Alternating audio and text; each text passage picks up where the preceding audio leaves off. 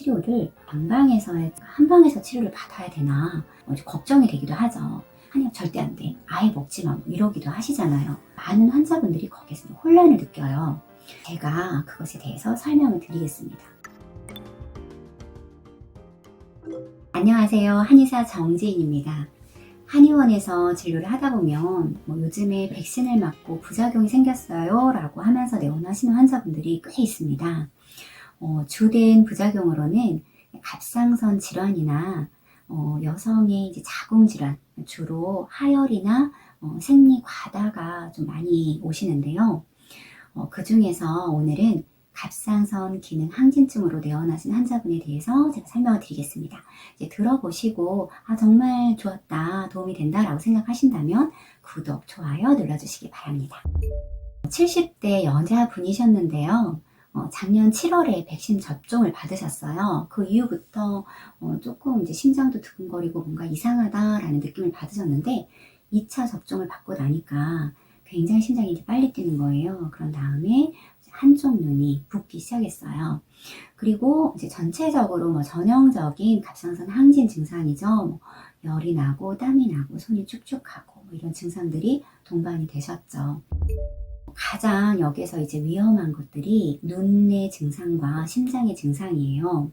눈이 붓고 뭔가 눈알이 돌출된다, 눈이 자꾸 뻑뻑하다 라는 느낌을 받는데, 이런 경우에는 갑상선 기능 항진증 중에서 그레이브스라는 병의 원인으로 많이 나타납니다. 그리고 심장이 이제 두근거리거나 너무 빨리 뛰는데, 이게 굉장히 심장이 빨리 뛰다 보면 심장에 무리가 와요.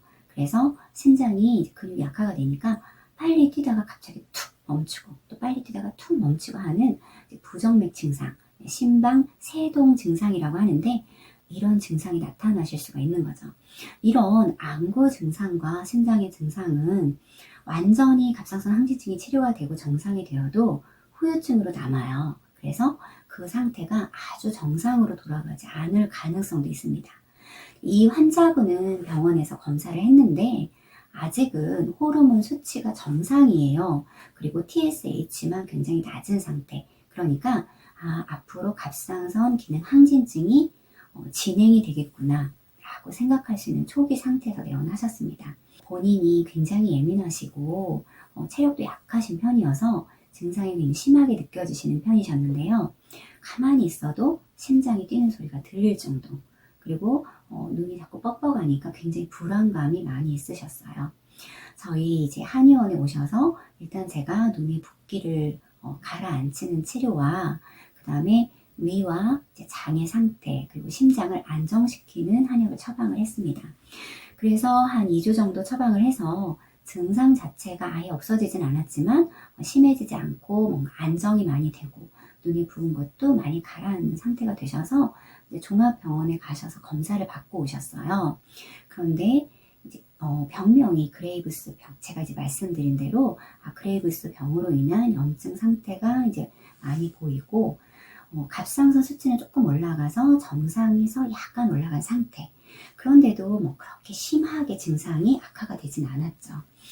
병원에서는 심장의 두근거림을 가라앉히는 심장약하고 갑상선 그 호르몬의 증가를 억제시키는 항갑상선제를 처방을 받으셨어요.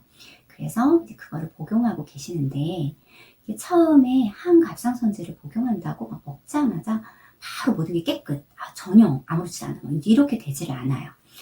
항갑상선제가 내 몸에 들어와서 제대로 효과를 발휘하려면 보통 3주나 4주 정도의 기간이 걸립니다.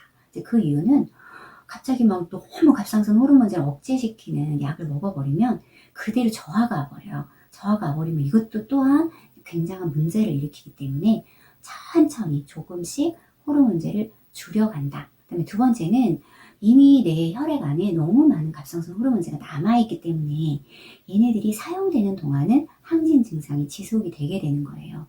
그래서 한 3, 4주 동안은 증상이 계속 나타납니다. 제가 일단 안심을 시켜드렸어요. 기간이 걸린다.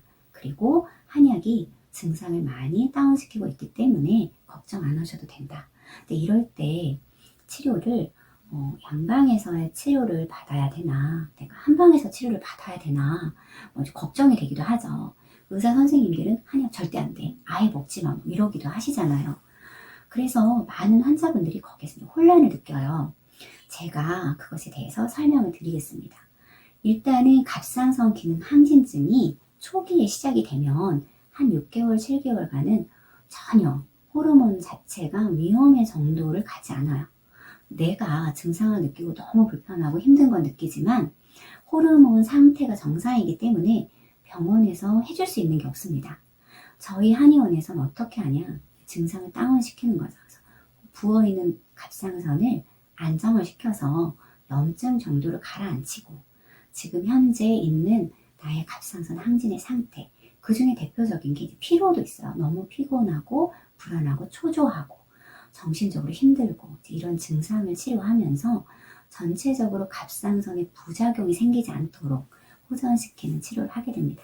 그러면 이제 초기의 갑상선 기능 항진증은 바로 치료가 돼서 항갑상선제를 복용해야 할 상황까지 안 가는 경우도 많이 있습니다. 이 여성분의 경우에는 그레이브스 염증이 이제 백신으로 인해서 조금 더 영향을 받아서 염증 상태가 좀 심각한 상태였기 때문에 어느 정도는 항진 상태를 유지하실 수 있어요.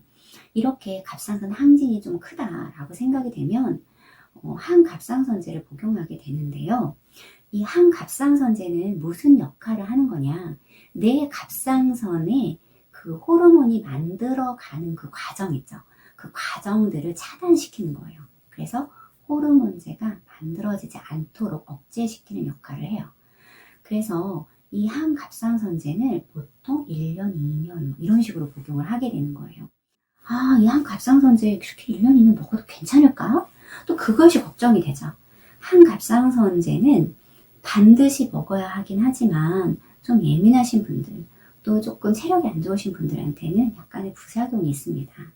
첫 번째로는 속이 쓰리다거나 이제 소화가 안 되는 증상이 있을 수도 있고요. 피부가 가려워요. 그러니까 자꾸 예민해지고 가렵다. 자꾸 구역감이 난다. 이런 여러 가지 자기의 어떤 몸과 맞지 않는 증상들이 나타나실 수 있어요. 그리고 어떤 환자분들은 항갑상선제가 너무 많이 작용을 해서 기능 저하 증상이 나타나기도 합니다. 이런 환자분들인 경우에는 갑상선 호르몬제를 또 복용하면서 또 항갑상선제도 복용하고 이런 상황이 이제 반복이 되는 거죠. 갑상선 기능 저하 상태가 너무 심해. 그래서 이게 걷잡을 수가 없어. 그래서 항갑상선제로도 전혀 효과가 나타나지 않는다. 그렇게 되면 좀 더 강한 치료를 하게 됩니다. 그래서 방사선 치료라는 걸 해서 갑상선 세포를 아예 죽여버린다거나 아니면 수술을 해서 갑상선을 제거하는 수술을 하게 되는 거죠. 그러니까 최대한 빨리 갑상선 기능 항진증을 치료해서 정상의 갑상선 상태를 만들어가는 것이 굉장히 중요하죠. 자, 그러면 여기에서 한약은 갑상선 기능 항진증에 어떤 역할을 하는 것일까? 이것이 이제 궁금하죠?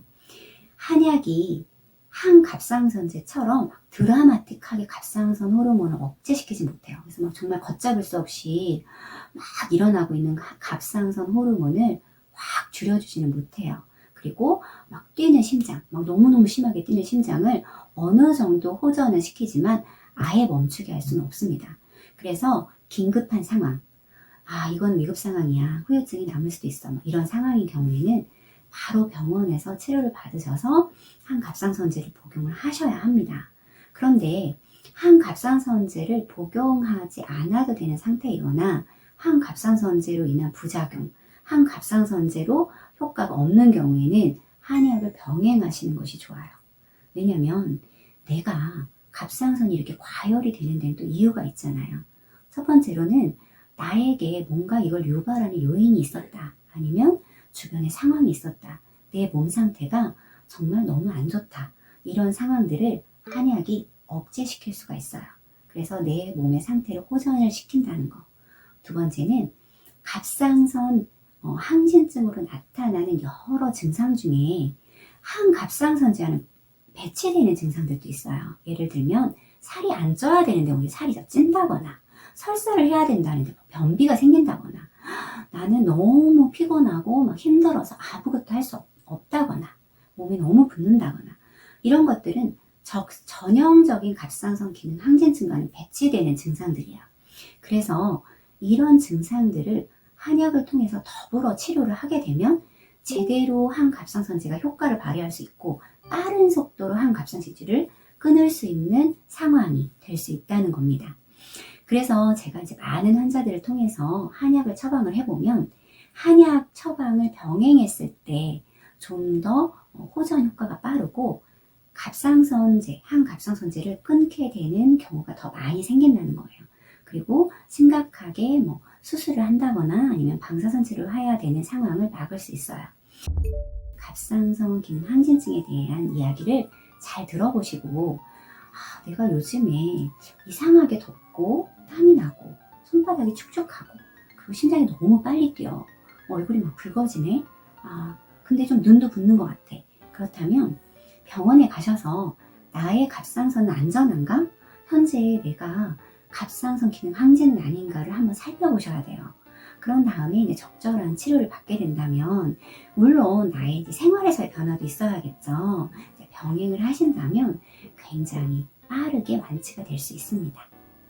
지금까지 제가 갑상선 항진증에 대해서 설명을 드렸습니다. 감사합니다.